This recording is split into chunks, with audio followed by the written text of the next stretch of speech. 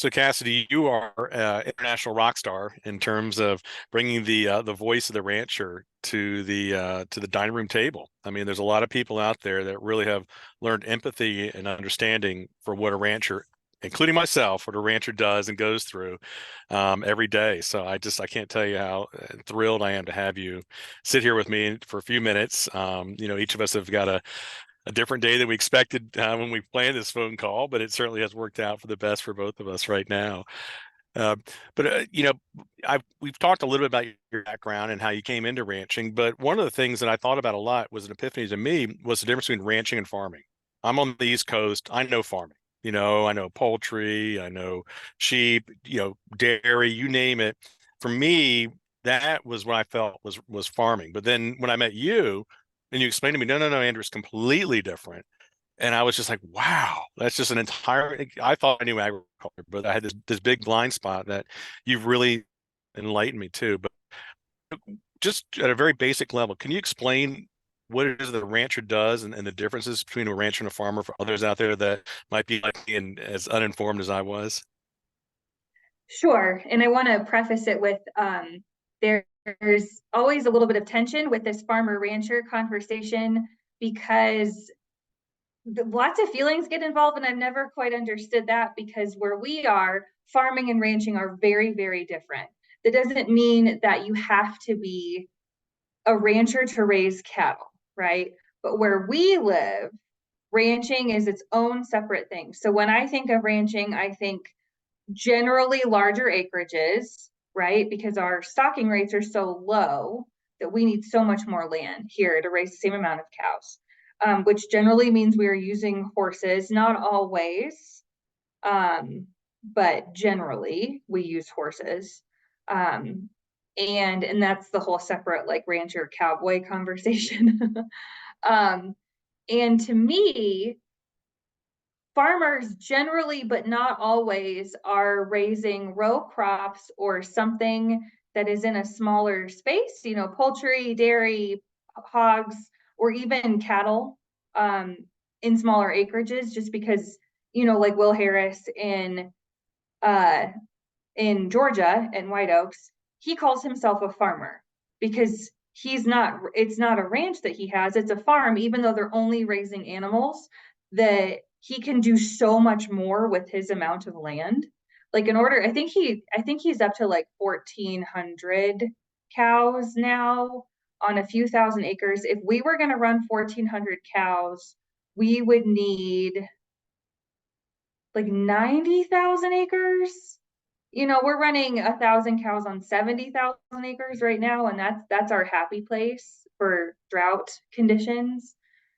So it's really more of a function of the production practice than what we're raising. Like people say, well, are you a farmer? And I just say no, because I know nothing about farming. Because to me, it's either pork, poultry, that kind of thing, or it's row crops.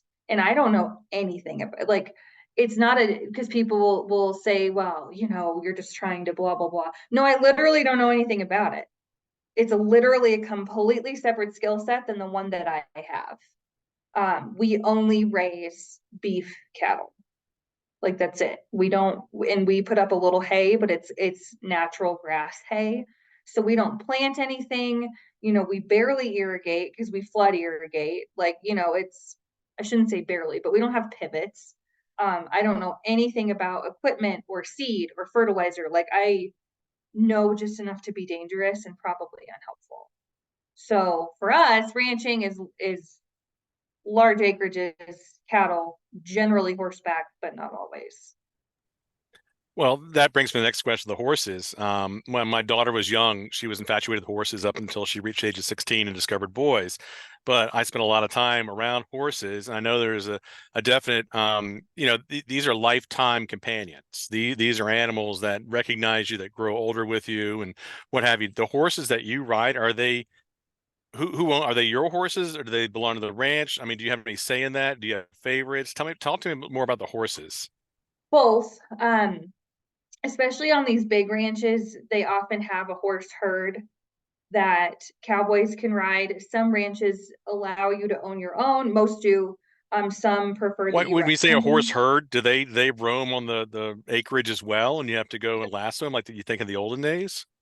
We gather that, well, that depends. It depends on how big of a place we're talking about. Like at the Sixes, at the Bell, at the Pitchfork, they're still, they still have a cavy and they're still, I mean, all those, I mean, the Pitchfork and the Bell particularly have AQHA recognized remudas.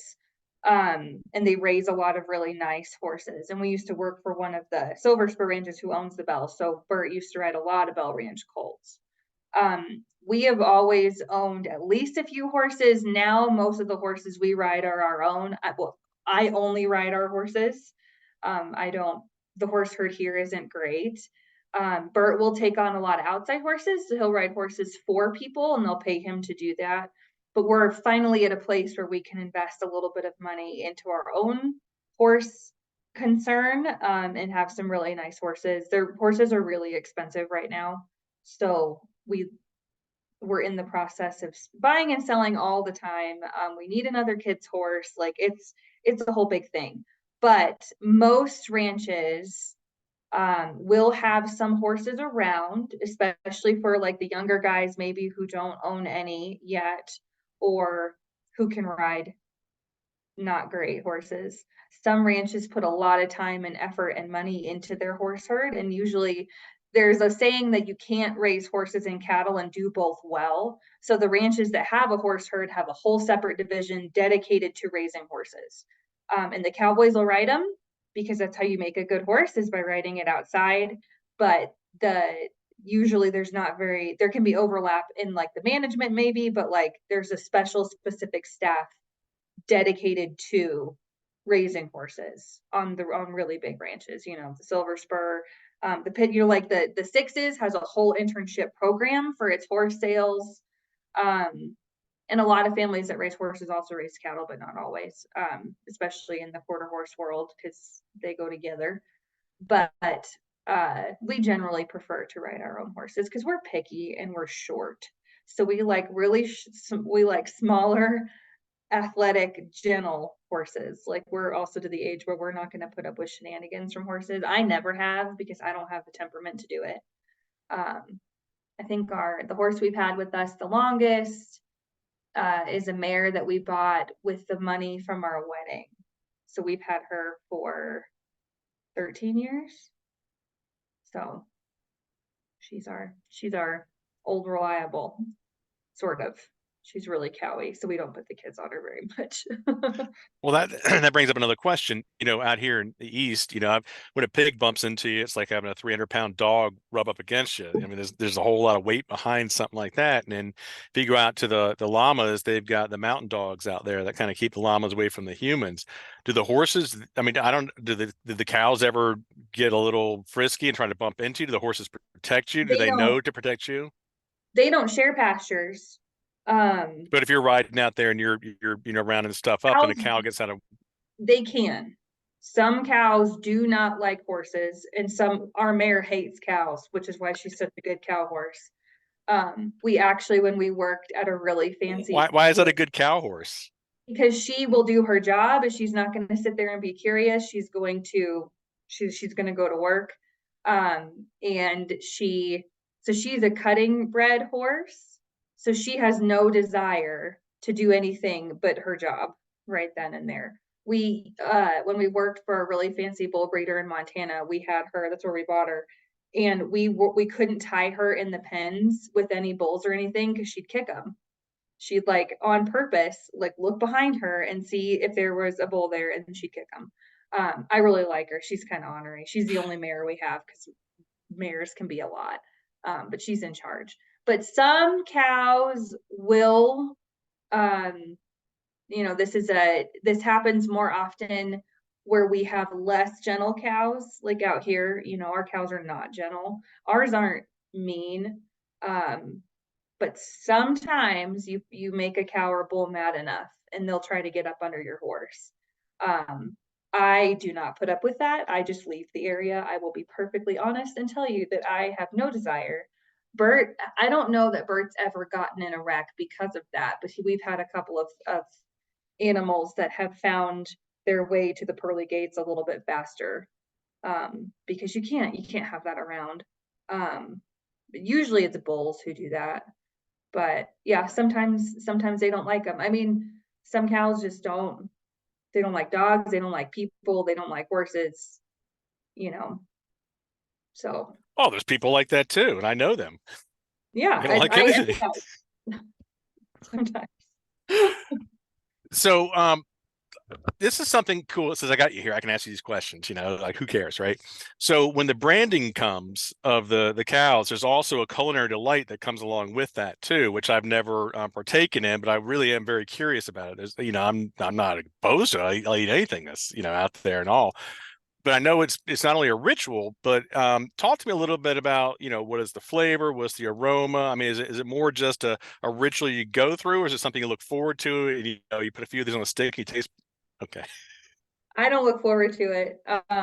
The only way I will eat Rocky Mountain oysters is deep fried.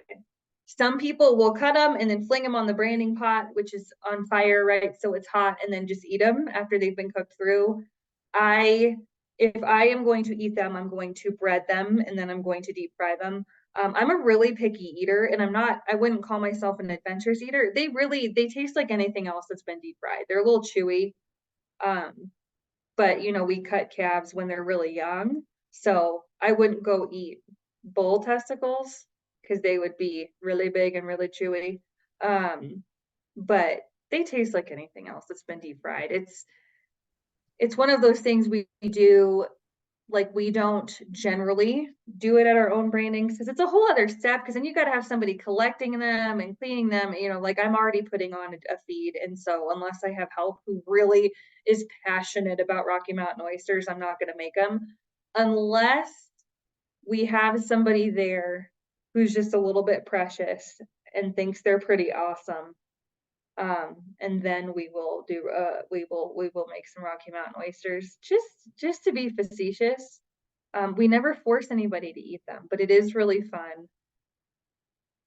They can be used as a mode of a little bit of good-natured teasing, because it grosses people out, but they really just taste like I don't like shrimp, but I'll eat sweet and sour shrimp. You know what I mean? You deep fry it, it tastes like everything else has been deep fried, so it's fine. I can't. Well, I am going to try one, but I am going to make sure that they're from a young calf when I ask for it on the menu. Most of the time they are, because we don't have any reason to cut bulls. If they're a bull, then they're a bull for a reason. But there are lots of restaurants here that'll serve them. It's like an appetizer, like calamari. Hmm. Oh, I'm an adventurous eater. I'm a gastronaut, so I eat snails. Well, I ate snails one time. That was the only time I've ever eaten a snail again. I had to try snails for French toast once, and it was awful. Yeah, you check that Not, box. not I by. I think I'd rather eat soap at that point in my life. Mhm. But anyway, Yeah. one more question before we get to CattleCon. And again, pardon my naivete, I read a lot, but I got you on we're talking right now. Describe for me the entire life cycle of a cow. Because I don't think they're born there, because I know they're born places, they're raised places, they're fed places, and they're taken for processing at places. Just walk through the whole arc for me and kind of describe your place in that. Yep, this is one of the most common questions I get. So it's not naivete, it's just something not a lot of people know. So all calves in the United States are born on farms and ranches. Cows are, we're not calving animals in feed yards. So they live on a farm ranch, most of which are family owned, not necessarily operated, but owned, right, by a family. Um, and then they're weaned between 6 and 8 months of age, usually. And at weaning, there's a couple things that can happen. Some people wean calves directly onto the truck, and they'll go to wherever the buyer who's going to buy them wants them to go, or they can wean them on grass. That's what we do. We wean them on grass for 45 days and give them a little bit of feed, because some years it pencils out to make more money that way, because calves who aren't just off the cow are worth more money. And then usually most calves will go to a backgrounder. So that can be somebody who's raising calves on, wheat or corn stalks, or at a backgrounding yard, or somebody that's got them on grass and is throwing them a little extra feed. because most calves enter the feed yard around 800 pounds. That's just the weight that is going to work the best, and the feed yard guys have it all figured out. So then they go to a feed yard for 3 to 4 months ish. So they really do spend most of their lives on grass, on pasture, no matter how they're finished. Of course, if they're going to be grass finished, they can still go to a yard. It's not necessarily common, but grass finished just means they just ate grass, and you can feed hay in a yard, right? Most things that are grass finished are also pasture finished, but that's a much longer process, and that's a very small portion of the beef industry right now.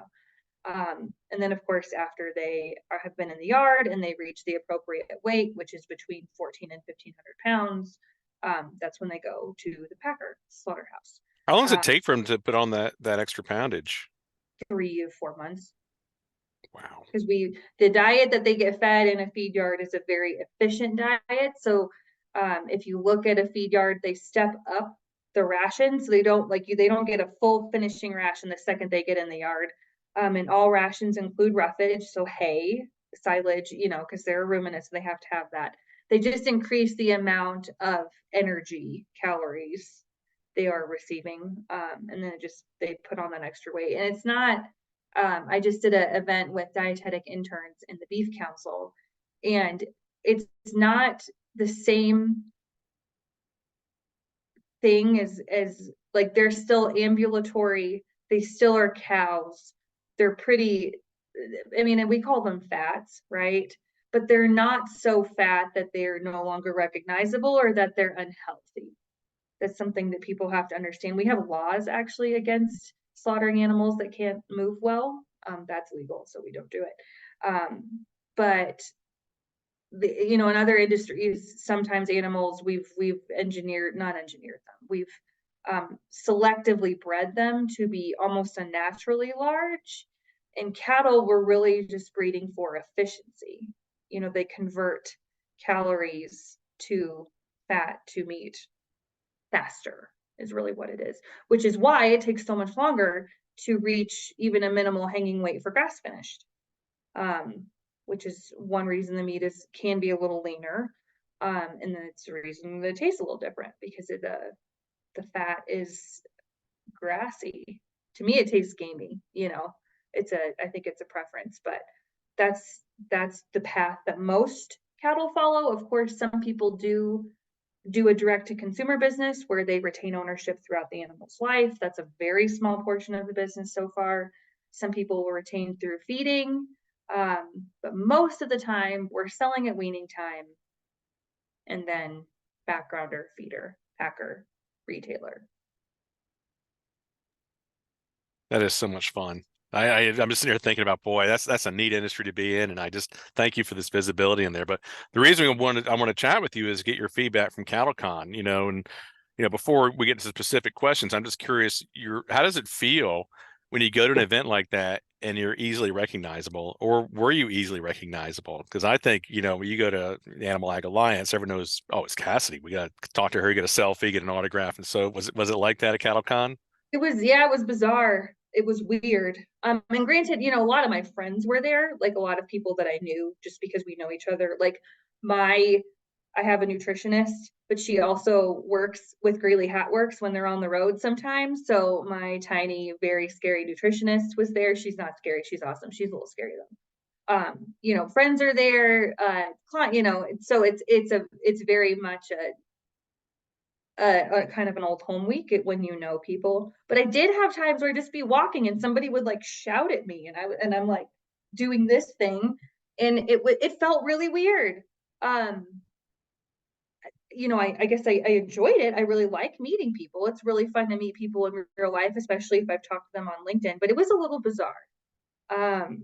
I went to almost no sessions. I went to a couple, but I didn't have time because I just kept getting caught up in conversations, which is great, which is what I prefer. But yeah, it was a little wild. There were people that I thought only knew Bert. They didn't, I've never met them, but Bert knows them really well.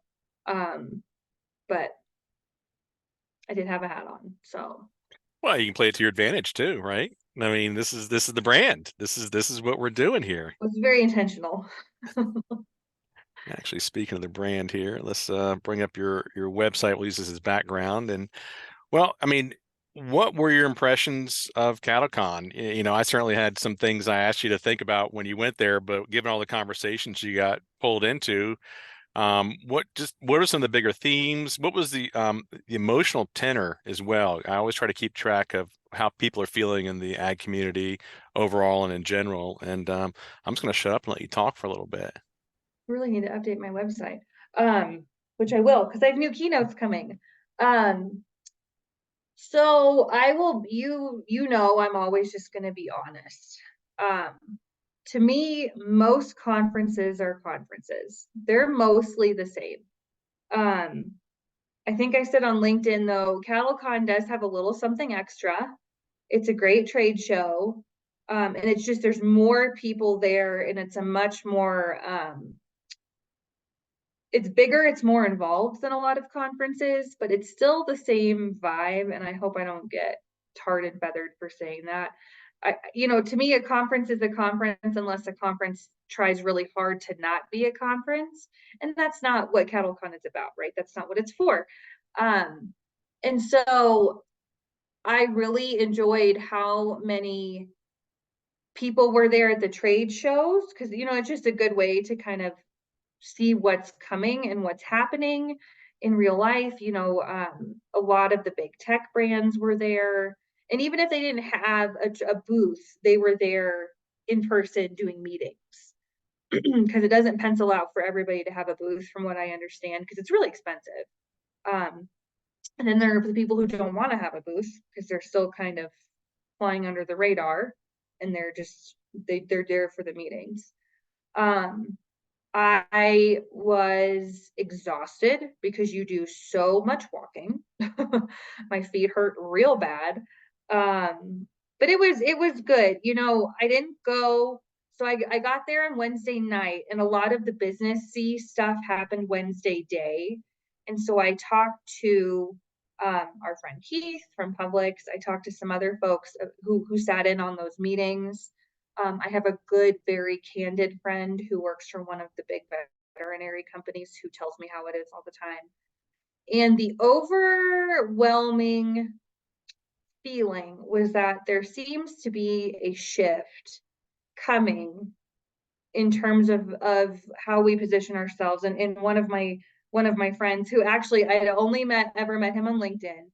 And then I met him at CalCon, but he lives like right up the road. Like I drive past his place all the time when I go to the spring. So of course we meet in Florida. But his way of putting it was, the way that we've historically fought wars is you plan for the last battle that you fought. And the analogy he gave me was when World War II happened, I guess the Polish cavalry was like the best. Donald Trump, they were the best in World War One. But then World War II happened and they were all prepared for what they'd been doing in World War One. But guess what? Now we have tanks. So obviously the cavalry is not going to be the very best thing. And that's the beef industry has kind of been the Polish cavalry for a really long time. We've been responding to stuff defensively that has already happened. I guess there was one session where this lovely man, I've met him before. He's kind of a good old boy from the South, like kind of an aw shucks type, and looks, has a kind of a baby face. I guess he really got after everybody in the meeting and was like, "Hey, doing the minimum is not enough. Cool. Stop patting yourselves on the back for doing the absolute minimum." And I think it was in regards to BQA, beef quality assurance. But I was glad to hear that because we have historically been on the defensive, um, which isn't good, especially with how quickly information moves and how fast we are needing to respond to things. Always being on the defensive is not a helpful strategy, but we see that as an industry as a whole. We're not great at succession planning. We don't always look to the future in a productive way.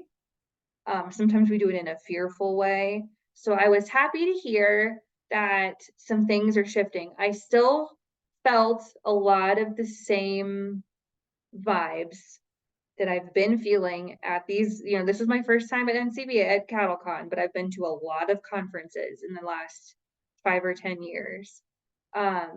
And every now and then there's a really good one, like Animal Ag Alliance last year was really good. That was one of the only ones that I've been to that I'm like, yeah, I want to come back someday. I want to be back here. There's still that same vibe. It's the same people talking about the same stuff with the other same people. And I did see a couple of sessions at CattleCon that were a little more forward facing. And to be fair, a lot of it, because it was in Florida, it's a completely different demographic than like what I'm used to. And we also have to remember, I have to remember, I am a large scale beef producer. We raise a lot of cattle, and so we handle a lot of cattle, we work a lot of cattle, we brand a lot of cattle. And so the average herd size being 40, there are a lot of people who don't have the opportunity to really learn good stockmanship, or they don't really need to, because all their cows are like, they'll eat out of your hand, and they basically live in what we would consider like your backyard because you have so much grass. So they don't, it's not necessarily as much of a necessity. So there were lots of sessions about like your chute side manner and how to administer vaccines correctly, like that kind of educational stuff, which is really helpful. But like, I'm not the target audience for that because that's my whole job. If my chute side manner sucked, my husband would have fired me already. Um, and I would have been gravely injured at some point, probably, given the number of cows we've put through a chute.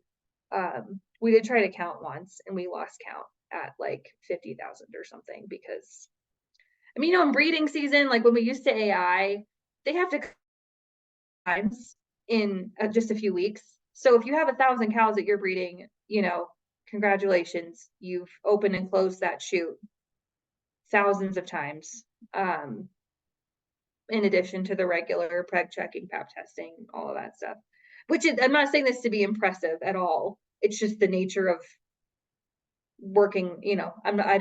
I like to work cattle, but when we would be weaning calves on the registered places we worked, because everything, their moms, the babies, you got to have everything through the chute, everything's got to get weighed. And round about the fourth group, we were all like, we hate this. What have we done to deserve this? Everyone starts kind of getting snippy at each other. That's when you start to bring out the good snacks because you've all been in this barn for a month and you want to kill everybody. Same thing in breeding season. We don't AI, this ranch doesn't AI, but we'll AI people's cattle for them sometimes because birds are really good AIer. And those are the only times we've ever gotten close to having a fight is when we're breeding cows. So that's a tangent, but so there's different sectors that CattleCon has to appeal to. And then there's people who come for Cattlemen's College. There's the young college groups. There's the big wigs who are basically schmoozing the whole time. There's people who are there with their friends at their company. There's people who are there because they're speaking or because they're paid to be there as an influencer. There's the trade show people. It's expensive to go, so people don't generally just like wander in off the street with no intention of why they're going to be there. I am hoping to be able to go next year in San Antonio since that's a little more of my crowd. I, as always, have ideas I'm going to pitch. I'm never sure. I can't say a lot of what I was about to say. I'm not always sure how my ideas are going to be received. So who knows if anything I pitch for next year will be accepted. But I enjoyed it. I think there are things all conferences should and can do to make them a little better. Like I could not imagine going to CattleCon without an enormous network. It would be incredibly intimidating and very unfun for somebody like me. So, Well, going back to the pitch thing, when I'm the same boat as you. I pitch talks that I'd want to sit in the audience and listen to, things that interest me. Yep. Occasionally they get picked up and then it's all good. And then you get to speak the truth and be your authentic self and everyone knows exactly what they're walking into. But sometimes they don't pick you either. It's like, that's a little too controversial. But I Or would, sometimes whatever, you're Cassidy. I mean, you got a bigger flag than most people. You got a bigger hat than most people. So you can do whatever you want. super large. Our heads are large. And I did get some feedback from the session at CattleCon that made me feel I don't do well with criticism. If there's anybody listening who's an Enneagram person, I'm an Enneagram 1, so I'm a perfectionist. Criticism is very hard for me because I'm already very critical of myself. So I'm learning how to receive feedback, especially when it's meant well, right? When people are trying to help. And I did receive some feedback that was halfway absolutely appropriate. One thing that somebody said was I talk too fast. I really do. It's a it's a problem. I speak quickly in real life, but I tend to speak the same Yeah, speed but I'm you're talking. first generation ag. You haven't learned the pause yet. I can pause, but part of it is sometimes I don't get enough time, and I'm just naturally a really fast talker. I walk really fast and I talk really fast, which according to Instagram means I'm stressed out all the time. I don't think that's true. I Or you think got stuff to do. yeah, I got stuff to do. We're busy here. My mom's the same way. Um, and so that's good feedback. I've been working on that for years. I now know I need to bring my own clock with me so I can pace myself a little better. Most places provide them, but not everybody does. So and I don't like to have my phone on at all. So I'm gonna I bought a digital countdown clock where I can set the amount of time and then it'll tell me how much time I have left, which is helpful. That's a great tip. I'm gonna steal that. Thank you. Well, it just for me, I worry that I'm not going to get everything in because I do practice ahead of time, of course. And also, the talk that I delivered at CattleCon was a new one. And so I haven't really had time to get the timing just right because it hasn't sat in front of a bunch of audiences yet. The other tricky thing about that talk, because we talked about professional ranch management, um, was this is, I talked to lots of different audiences, and some of the feedback was that I need to be careful to not burn bridges between generations. And so I have a speaking coach, and I took this back to her and I said, you know, what do I do with this? And she said the speed one, absolutely. Like if people are telling you you're talking too fast, you need to slow down. But she's like, here's the thing about speaking in the beef industry. There are always going to be people who are going to encourage you to not rock the boat for whatever reason. But that's not my purpose here. You know, and I think sometimes we say, I'm not for everyone. Not everyone's going to like what I do as an excuse to be kind of a butthead. Like, well, you just don't understand. But the truth is, we really can't be for everybody. And what I am talking about, the particular section that was referenced was at the end, I said, listen, if we are going to be building the next generation of professional ranch managers, if we are going to be asking our younger kids, these young people to put in the time and effort to really do better and to be the cream of the crop and to really put in the time that it takes to be a professional manager, a professional leader in this business, we have to let them in. We have to help because right now we don't have a ton of avenues for young people, especially first generation people, to get involved in this business. That's really, really, really uncomfortable for a lot of people. And I said I'm just going to have to add on my disclaimer Is it because I have. uncomfortable because they take it personally, or is Oh it yeah, because it's a truth?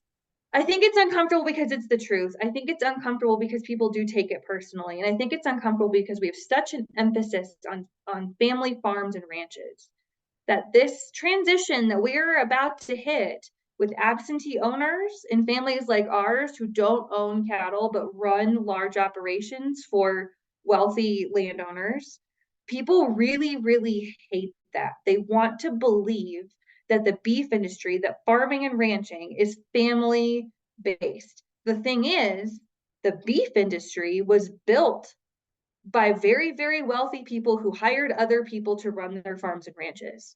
The best example probably is the JA, which is still in existence today. There is people argue with me a lot, like, no, Charlie Goodnight owned part of that ranch. from what I've seen, he got interest. He received interest, which doesn't mean he owned the land. And it's the JA because it's John Adair who bought that. They partnered, they did, and Charlie Goodnight ran it, right? But he's one of the most famous cowboys.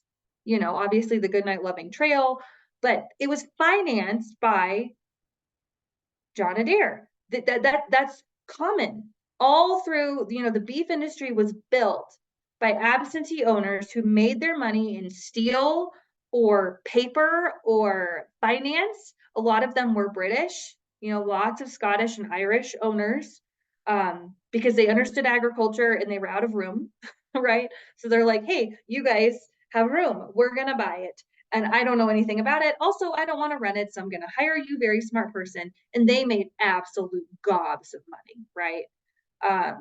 Just huge amounts. So and you know, people will say to me, well, you don't understand because you don't have a family operation. And I don't understand it, but I also don't understand why so many family operations are so poorly run. Like, that's a hard, it's tough, right? Well, on a side note, I saw the stats you posted today on LinkedIn. I remember last year at the USDA conference, I think that the one stat that blew me away was that the average take home for almost 60 or 70% of ag producers was $9,000 a year or less. I think yours says 75 is less than 50, but you know, I don't know where that gradation breaks down, but it's still either Well, I one think is. that was gross revenue too. So who, you know, we were sitting there figuring who knows how much they're actually taking home. And, you know, there is a little bit of tension between who's actually a producer, what's a hobby farmer. Like, you want to piss people off on LinkedIn, you talk about hobby farmers. And but I get people telling me all the time, I'm going to design a whole keynote about it. They tell me that you and Bert are not real ranchers because you don't own the ranch and you don't own cattle. And I'm like, okay, is someone going to call Joe Leathers, the manager of the 4 Sixes? Are you going to go tell him he's not a real rancher because he doesn't own the sixes? Right. And by that same logic, is Taylor Sheridan, who does own the sixes, is he now a real rancher? Because I thought he was a screenwriter. You know, I think he'd like to be a cowboy. But by that logic, you know, that means that Al, the guy who owns our ranch, who doesn't have anything to do with the day to day and owns a medical devices company, right? So now he's the rancher? I'm cracking up because this is exactly why you exist. This is why this is why we need you, you know, someone that can just tell us about all this that's going on. Before we get too far off topic, I do want to know, was there any discussion at CattleCon about feeding seaweed to cows? No. I mean, there was very little, because right now it's widely thought is untenable. You and I both know that it's probably not untenable. And there's also the conversation about, do we really need to be focusing on methane? Because the methane that we emit is enteric, right? So It's a that was a conversation though. yeah. Good. It's mostly the why we don't really need to be focusing on methane. And of course, the sell for the company you and I are both thinking of is the increase in feed efficiency, right? It, you know, it may be a methane reduction, because the way I understand it is methane production is a byproduct of inefficient digestion. So like, cattle fed in feed yards produce less methane on that diet because it's more efficient than eating grass. So if you can interrupt that particular component of digestion, the one person I've heard talk about it says it's the second to last step in the diet. And I don't remember, not my wheelhouse. This is just, I'm just parroting what I've already heard and what I've read.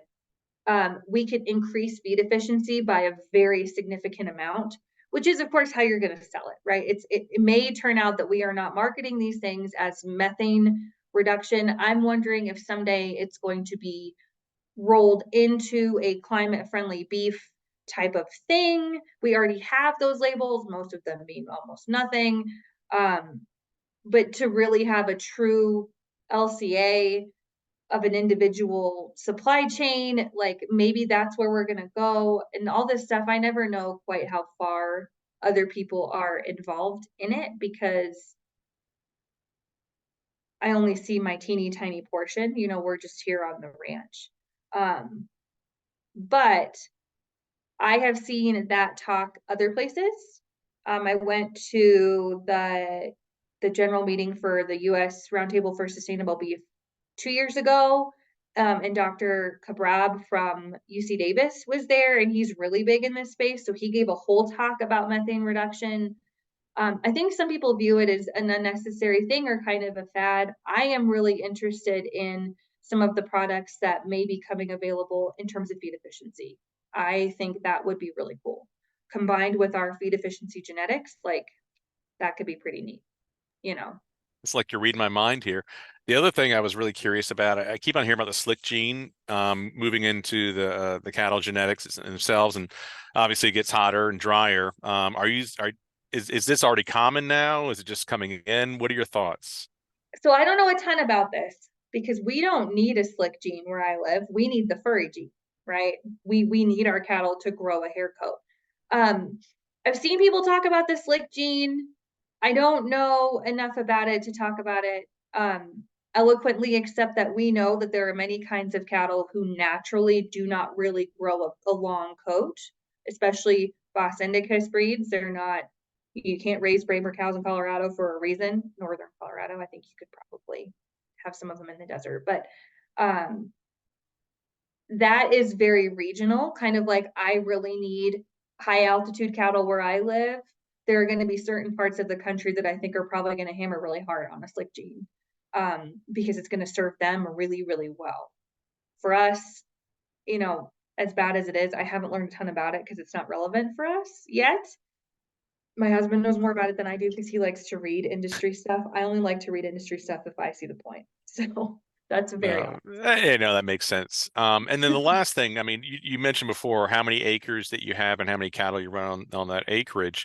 I've seen so many cattle tracking devices. They'll take the blood pressure and everything, whether it's swallowed or worn around the neck or what have you. How do you keep track of your cows, or do you just follow the path and just know where they're going to be? I mean, I have lots of thoughts about that tech. I have so many thoughts about that tech.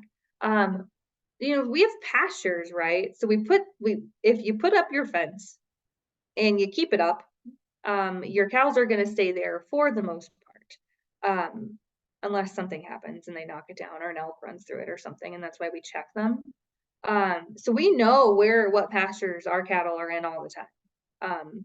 And in the summer, when they're all turned out here on the mountain, the guys and me, when I don't have tiny children, all we do all summer for the most part is check cows, check water, check cows, make sure everybody's where they need to be, doctor what needs doctored, move everything. We're constantly moving cattle around. And so the thing about our cows is they get to be cows for like their life here. We don't mess with them very much. We brand them and then we preg, but we don't AI, we don't freeze brand, we don't do a lot of other things. So we see them, I mean, when we ship, so we do bring them into the pens more than a place that doesn't ship because we have summer country, which is up here, and then they're all most of the cows are at our other ranch right now where they're going to calve because the weather's so much better. So we don't really see them all that often, which is kind of how a cow should live. I think we don't mess with them. We let them do their thing. I know that these technologies are very people are looking really, really hard at this stuff. I think I'm more interested in like a herd dog sort of thing in a feed yard. I see the application of that in a feed yard. That makes sense. Or in a situation where you're handling your registered operations where they have more money into them. The thing is, number one, it's too expensive for the average commercial producer to use. The series tags, the vents, NO, BLM, and vents have a thing. I have thoughts about that too. Herd dog, a lot of that stuff is too expensive for the average commercial producer. And I might get skewered for saying this, but at this time, I think a lot of it is also unnecessary or a little more than the average person needs. And remember, we're out here in cowboy country where people know cattle really well. Like, we can look at a cow from a very long distance and know if it's okay or not, right? You know, it's just something that comes with the territory. I don't really want, I shouldn't say I don't really want to track my cattle like that, but But I what think it's solving for a problem that might not exist right now, too. the incentive? Why do I need to do that? What's the point? And I think for some people getting into ag and the regenerative crowd, having a technology like Vents in conjunction with like an AgroWeb platform that works really well for them, right? I don't need anything that complicated. That's not our program. Um, and so if it works with somebody's program and it furthers their program and it ends up making them money at the end, I think all that stuff is great. And I think there's a very certain market. Or if it saves you money on the front end by, you know, maybe you want to be you want to do some more mob style grazing, an electric fence is not appropriate for you. So you go and invest in fence collars so that you can virtually move your cattle around. You know, I see the application there. I don't love it because I don't want to take the cowboy out of ranching. That's a personal preference. But for a lot of people, vents or collars similar to vents are really helpful. I see the application for places like developing countries where building grazing pasture infrastructure is incredibly cost prohibitive. Um, so I see the applications of a lot of this stuff. I'm not sure. I don't see the mainstream application for a lot of it yet, but a lot of it is really cool. Like the thought of an ear tag is lighting up because I need to go doctor that animal and I get a notification on my phone. Like that's pretty cool. Um, Again, in a feed yard setting, that makes more sense. And to be honest, you know, cows on pasture don't they're healthy. You know, they're doing pretty good out here. Unless we have a strange weather event. Um, we don't doctor a ton of cows. You know, we doctor more calves than we doctor cows, but and that's the other question too is on ranches, are we putting this technology on calves or just on their mothers? You know, like Well, and, just going back to what you just said there too, if someone is reading the transcript of this, that's the part you want to underline and highlight is that these are healthy, happy cows. I mean, they don't need to be doctored because they're happy. They're doing what they're cows. They're living the best cow life they could possibly live. I think that message sometimes doesn't get out as much as it should as well. and that's not to say cattle and feed yards are unhealthy. Because I want to make that distinction. We have to remember the closest thing I can compare a feed yard to is preschool. You get all of these calves from all of these places. You're not really sure if they've been vaccinated. Um, Weaning is always a stressful event. Shipping is always a stressful event. And we know as people, we get sick when we're stressed out. Calves are the same way. We're getting lots of cool stuff about basically like cow probiotics and vitamins and minerals and supplements, the same way that people take to help minimize our stress response. We're doing that in calves too. But because we're asking them, we're getting calves from a lot of different places. And people will say, well, yeah, you're cramming them in these tiny pens. Okay, feed yard pens are not tiny. They have, at that dietetic intern thing that I did, a guy from Five Rivers Feeding was there. And I was like, hey, can I come and film content in the feed yard? And he's like, for what? And I'm like, LinkedIn, don't worry. I love feed yards. I just never get a chance to film or take pictures or do content at a feed yard. He was like, yeah, let's do it. So that's coming sometime when I have a chance to drive up to where the feed yards are. But we're getting, you know, it's like if one, like for instance, the boys came home from school last week and they were like, 2 kids puked today. And we're like, no, no, no, no. You guys wash your hands. We like made them come home, change their clothes, wash their hands for a week because stomach flu, right? Same thing in a feed yard. You get all of these things together and somebody gets sick, and you really, really want to get ahead of that. We've had it in wean calves, because again, stressful. Even if they're being weaned on the ranch, they're no longer with their mothers, and there are people who have opinions about that. But guess what? Animals wean their young in real life too. It's a lot more cruel. Sometimes it doesn't always turn out well. So those really stressful times, and it's usually in the fall when our weather's doing weird stuff. Like the temperature swings will give us pneumonia overnight. It sucks. So I see the application there. I also see the application for people who maybe are new to the industry who do not have the animal husbandry skills to recognize illness, because that does happen a lot.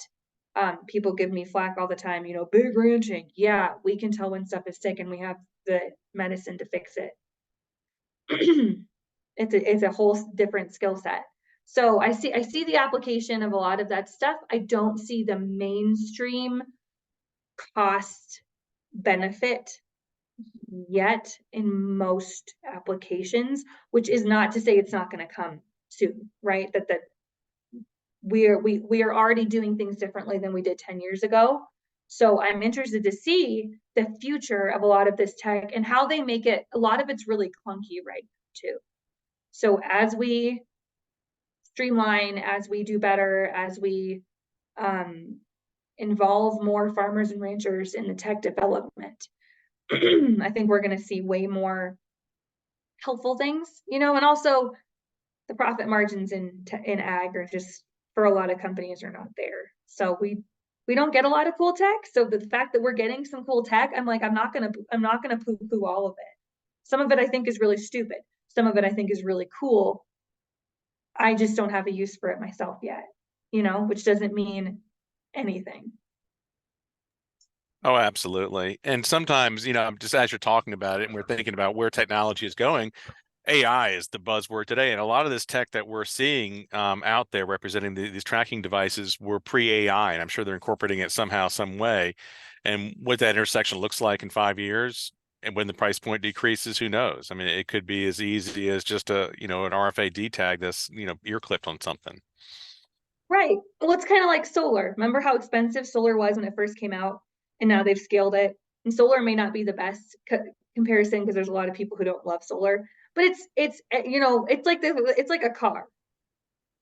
It's like anything. The first iterations of it are going to be clunky and inefficient and not super user friendly. I think there are a lot of companies who are trying really hard to consult. Like, I consult with several companies to help them understand the user experience on my side, or the application, or how they would deliver this thing to these animals, or whether or not I need this thing. So that's great. And that the pace of tech just keeps getting faster. And partnerships are, Herd Dog and Breeder, they just made a partnership. Vents and Merck, I think it's Merck, have a partnership. AgriWeb just made a partnership with somebody else too. I forget who it was, but everybody's starting to understand that we go further together, and that a lot of these things don't work as well on their own than if they had, either a delivery system, Herd Dog and Breeder, if they had a wider audience, or maybe found some different applications, Spence and Merck, that kind of thing. Looks like Keith is joining us there. Yes. Wow, it came in a little bit late. Well, I've got two more questions for you, Cassie, and I really do appreciate your being so flexible here. When I tuned in virtually to the USDA conference this year, and during Vilsack's presentation, there was a woman, you couldn't see her, she was off camera, but she stood up and went on and on and on about how bad the poultry industry was. I was surprised how long they let her speak, and to the point where he just kept on talking, but you could hear her shouting, and it was a very uncomfortable situation. And I know that CattleCon sometimes attracts folks that don't particularly appreciate that part of agriculture as well. Were there any signs, anyone show up, anyone shout anything, or would they be just too scared? No, and somebody was talking about it and said that this year they hadn't seen anything yet. They said it's a little more common in places like Nashville to have protesters. I think a lot of protesters sometimes I think they can read the room, and like CattleCon is just not the most effective because the only people who are there, although, and Keith might be able to weigh in on this too.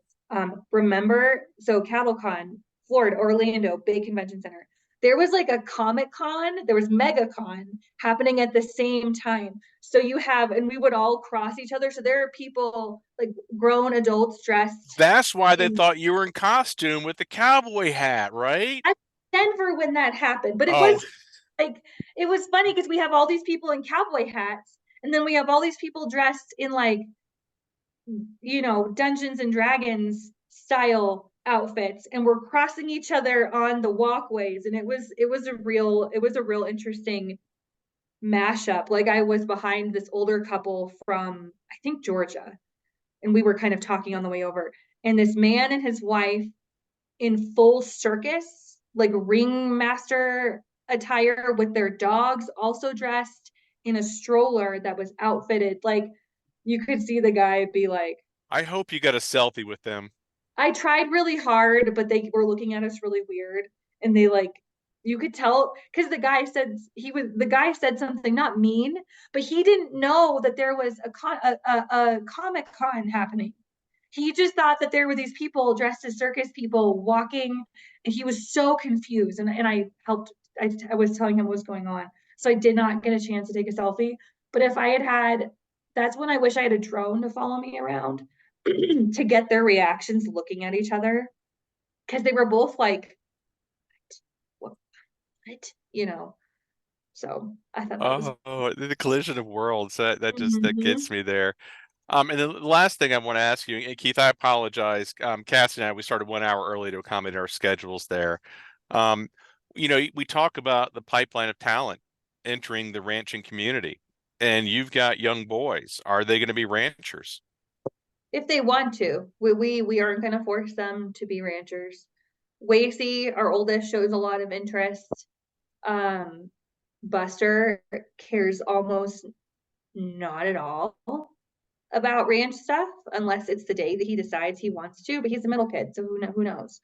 Um, there are a lot of families that force their kids into this, so we have a lot of owners and operators who are miserably unhappy and don't actually like their jobs. Our goal is to build eventually is to build a cow herd for each of our boys that they can either choose to keep a cow herd or sell it, and or sell out to their brothers, and then they can use that money to start their own business. We hope that it'll be easier for our sons than it was for us if they do choose, hence why we're starting other businesses and trying to save money so we can help them.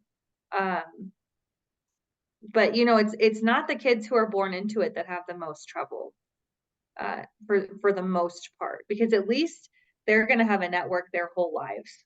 They'll be able to like submit a picture of, here's me with this very famous ranch manager when I was a baby, hire me, thanks. And people will, like, they just will, because we just name drop the absolute snot out of ourselves in this business because it works.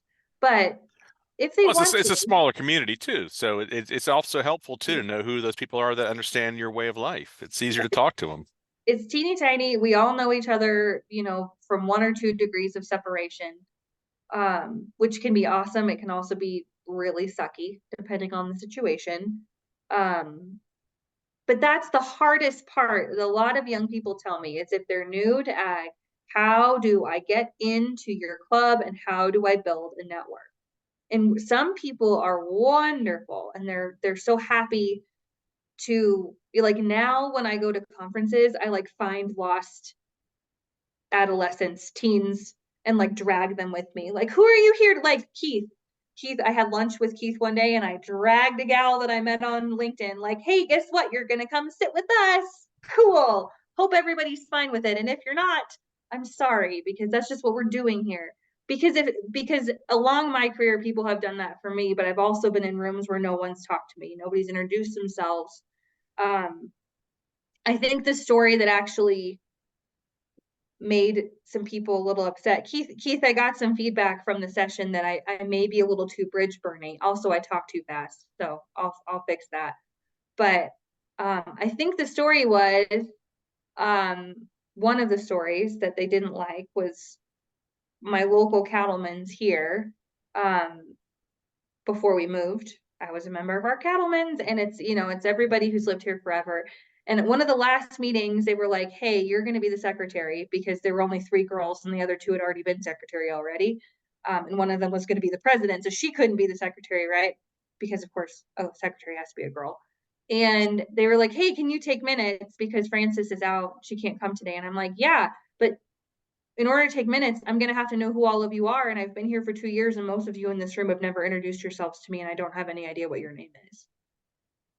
Like, yeah, I can go and introduce myself, and I do, but sometimes the impetus is on the club to welcome a new member and to do the outreach, because not at this point, I get tired of always having to be the novel new person. Like when I wanted to join Cattlemen's, I didn't realize they were going to do this. I submitted my resume to the president because they want to make sure you're actually a cattle producer. They printed it off and handed out a copy to everybody in the room while I was there. And I was like, okay, I get it. We want to make sure people are fine. And then they were like, so can she join like while I'm there? And I'm like, do you want me to step out? Like, I didn't realize that's what this was. So guess what? They let me join. But we act like the impetus is on the newcomers to do this, and it's incredibly hard and it's incredibly intimidating, especially when you factor in the average age of the industry. If you're in college or high school, it's already intimidating to talk to people who are already established. For a lot of people, not everybody's an extrovert that can just charge into a room, and I think there's probably more introverts in agriculture than the population as a whole. I hate like double hate networking with my whole entire every fiber of my dang being, because I don't think it's comfortable, and I think it's most of the time disingenuous unless you actually have a little bit of a solid footing. But you're standing in line, so where are you from? Oh, really? Where are you from? And it's just like, why? Why are we doing this? I don't want to do this. And so it's the building of the networks, because if you don't have one, you can still succeed, but it's going to be so much harder. Especially in the ranching world, you get so much further if you have good references, if you've got the right names on your resume. I mean, there's a couple people that we've worked for or have as our references that have probably single-handedly like established us as legitimate people in this business. Without, and I'm thinking in particular of 2 people, without them, I don't know where we would be. And they introduced us to the rest of they gave us the legitimacy to build the rest of our network. And if we had more people who are willing to volunteer their time or their network or take somebody under their wing, then it would be a lot easier. And that's the part that makes people really uncomfortable, because it doesn't cost you anything to mentor a young person. It doesn't, and some people are like, well, but new people on farms and ranches, sometimes they do things and they ruin equipment. I'm like, well, don't put the new kid in the loader. Like, duh. You know what I mean? Like, don't ask the intern who's never ridden a horse before to go ride your like AQHA prize winning cutting horse. No, what are you doing? Hand them a bucket and ask them to do something that involves a bucket. You know what I mean? Like, let's use our common sense here. And so, but there are people who do it all the time. I want to deliver a talk about this idea, and then also build a list of ranches who have internships that accept people with no experience. Like for instance, at the conference, a guy said, well, and Keith was there. Keith is really I'm very glad I didn't field this question, because my answer would not have been as nice as Dan's was. He said, I get college interns all the time, but I have to like teach them how to fix fence. Like, couldn't we at least get them these skills so that they come to me knowing something. And, Dan, who was my co-speaker who works with college ag programs, was like, yeah, we can work that in. And my response was going to be, if you want people who are good at fixing fence, don't go to college ag programs. Also, you're going to have to teach kids how to fix fence. Like, Crimea River, it's fence. Or you yourself could volunteer your time to host the college ag program on your ranch for a few days and teach them things about how to change a float on a water tank, how to fix a fence, and film the whole thing so they could reference it later, because they're going to be too scared to ask you questions like how to properly pound a gate post, like all the things that, Cassidy, I'm hearing you say this thing right there. People are making a lot of money on YouTube by these little short reels, how to do the basic things around the ranch. That could be your $1 million check right there. eventually I would like to have a whole, as part of our ranch management consulting business, I do want to have a whole free part of the business for resume review for people who are interviewing for these jobs and who want to get into the business, to provide more resources. Obviously, that's not going to be our bread and butter, but to say, hey, if you are interviewing for a job, we're happy to spend 15 or 20 minutes with you going over your resume, or like first send us who you're interviewing with first, and we'll tell you if you should even bother. Okay, that's what I always tell young people. Like, if you think you're going to get an internship, please call me first, especially if you're a girl, because I want to be able to tell you if I would send my own, if I had daughters, if I would send her there, and to provide those. And I think those kinds of videos exist. Part of the reason I've never gotten into that is because everybody has their own philosophy about how to fix a fence, how to put out mineral. And I don't really want to deal with you put a 50-pound bag of mineral in a tub and just leave it there. What if it rains? And I'm like, we have 200 cows in this pasture and we live in a desert. I promise they're going to get to the bottom of this tub before the rain ruins it. Well, we feed liquid protein. Great. Like, so that's part of the reason I've never done it, because I don't have the patience to deal with the free choice mineral. What are you thinking? No, fair enough. I would get a hoot out of watching you Yeah, do them. That'd be fun. I would love, actually, for when the boys are a little older, for them to do that kind of thing, to like, I mean, have a 14-year-old or a 15-year-old saying, hey, here's how my dad taught me how to build fence, because they're going to be a little more savvy about it than I am. They will. Hey, Paul and Keith, apologies on getting us started early here. Cassie recognized that I was sleeping out in the woods and was coming down to a church parking lot to film this. I'm sitting in my car right now, and I got a little bit of battery left in my computer. It's all working out well, and she's got to take the boys to the zoo. So we got rolling a little bit early there, and appreciate you guys coming in the tail end here. But Keith, before we wrap this up, what questions do you have for Cassie, or what question do you have for Cassie, or just a wonderful affirmation and appreciation of who she is and what she stands for? Yeah, I think and great to see you all today. I think Cassidy, you're kind of tiptoeing into a very challenging subject to talk about. It's probably not easy to talk about it with a lot of folks, but I think what your ultimate goal is to make ranching and farming more inviting for more people, as I understand it. And I think you're doing a great job at that.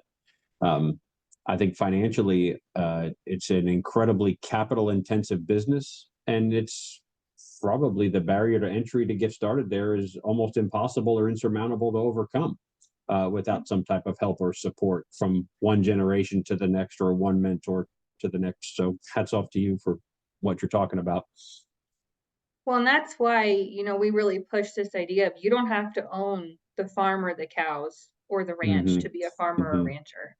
And that's a really tough distinction to make in this business, because there are a lot of people who disagree very strongly with me on that.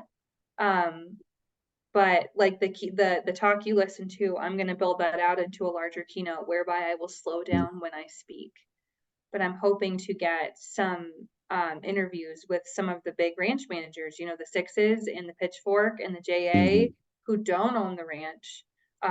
Deseret, Agribeat, these big ranches who don't own the ranch, but they're running it. And coincidentally, those ranches are also the ones who provide the best internship programs that have structure, and like, especially for young women, that's pretty much the only place where I would recommend a young woman go get started, unless she personally knows somebody like I did, because there's a lot of these places that aren't safe, or that I would recommend a woman alone go to.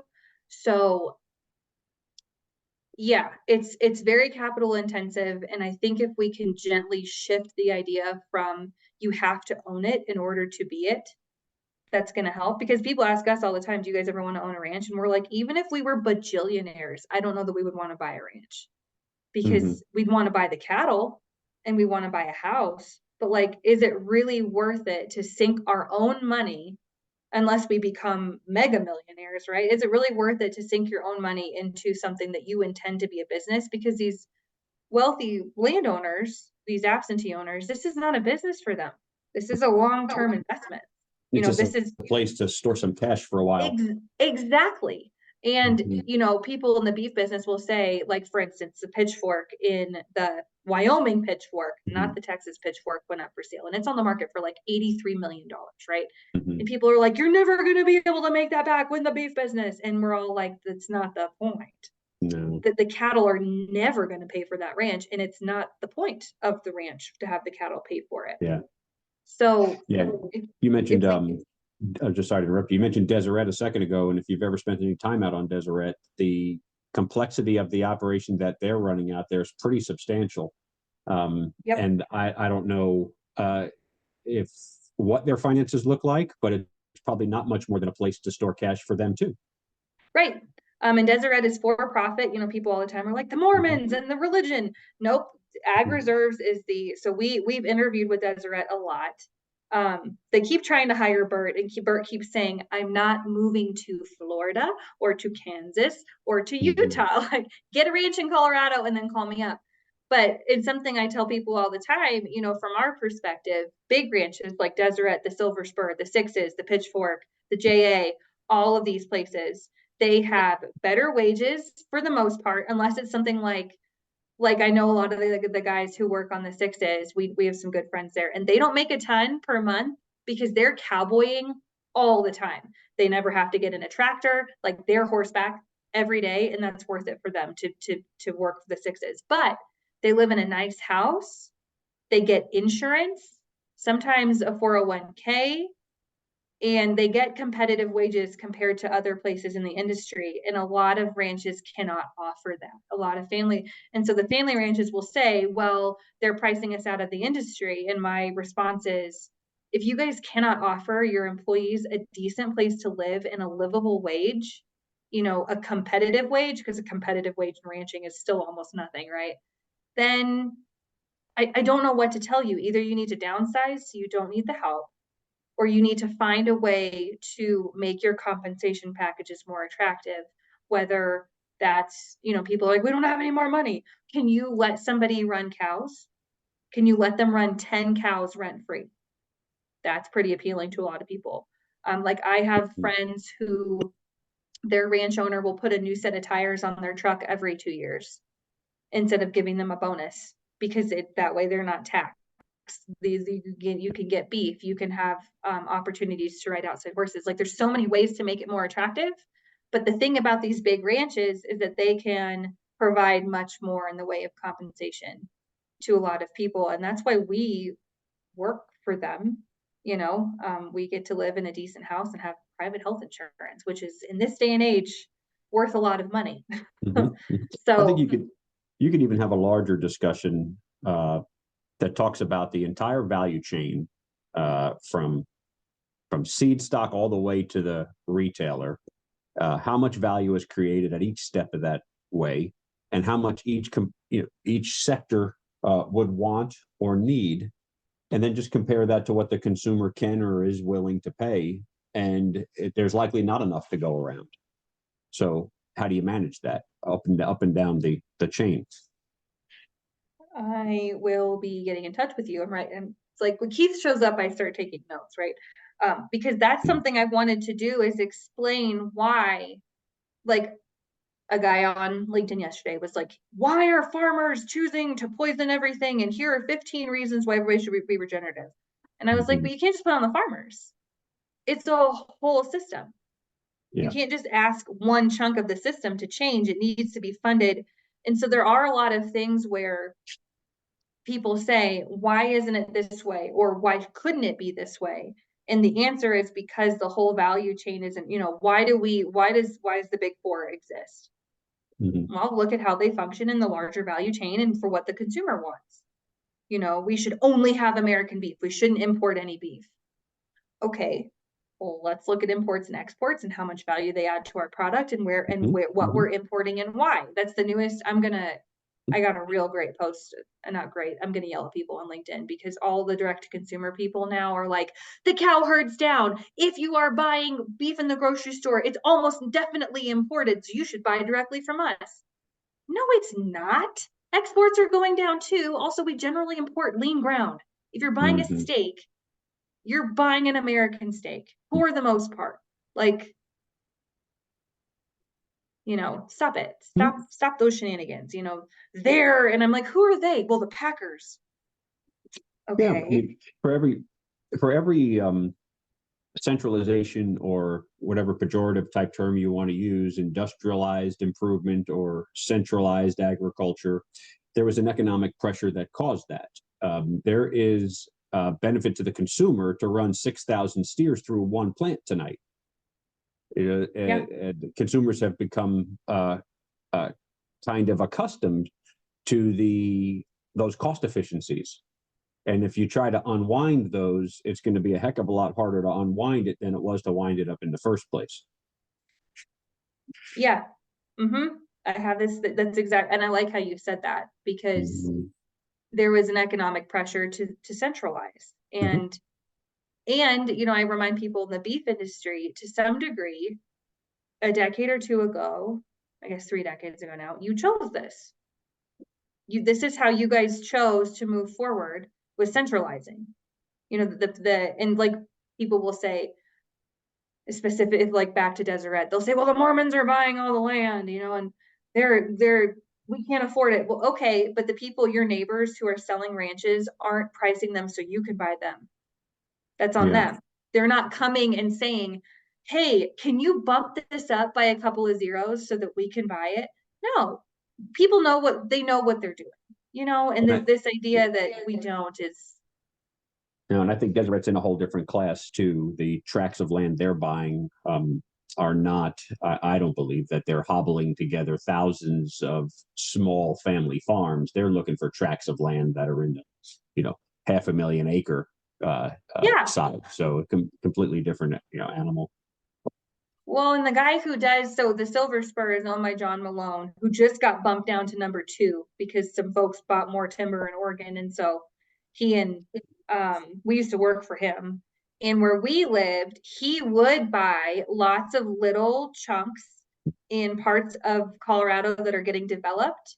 And he would piece together ranches. Like he bought the Bell Ranch, he bought the T.O. Ranch, but in where we were, he would buy like pretty small chunks and would end up piecing them all together. And they're all in a trust with the express reason, which with the express idea to prevent continued development in these rural areas that are getting encroached on by Denver. So he doesn't, not all of it is part of the ranch, part of it is just under the trust, but that division is 80,000 acres in 4 different camps that don't touch within 500,000. So there were 4 20,000 acres in 3 different counties, and that's how they run that place. The Silver Spur and Deseret are about on the same complication scale in terms of their ranching operations. And so we love to be like, oh, these people are the worst, but he would buy stuff. He's like, this has been on the market for 6 years and I'm worried it's going to become a strip mall. So I'm going to buy it and I'm going to put it under an easement. Cool. Like, and I know that's not every landowner, but they're not all these like greedy, and one of my friends works for one of the big Deseret ranches and they're also trying to buy their own place. And so her neighbors will always say, oh, the Mormons are buying us out. And she's like, we've asked you to sell to us. Like we have asked, we want to buy somewhere, but you're going to get more money. You can price it higher. for somebody like that. So you can't have it both ways. You can't be mad that the big landowners are buying out more land and then be unwilling to sell to us, who your neighbor. Like, you can't have it both ways. And I think in ranching, we try to have it both ways an awful lot. And it doesn't serve us very well. Because it just means we end up getting stuck, you know? And Andrew, I bet your battery's about to die. Yeah, we're at 24%, but we're okay. Keith, I know we're not really going to be talking about who it is that you represent or anything, but I did see on LinkedIn that congratulations in order for 27 years of service to this unnamed entity, but congratulations again. Oh, appreciate that. Thank you. Well, good. And Cassie, I can't tell you how much I appreciate you doing this. I know this is a big pivot day for both of us at the last minute, but it certainly worked out. And I'm just tickled that each of us are wearing hats with orange in them, and both of us have our glasses on. And because you don't want to see my hair today, I'll tell you that right now. I haven't had a shower in I don't even remember how many days. It's gonna be a couple more if I have one. And I'm about to go to the zoo with 3 children. All right, let me hang on one second. Let me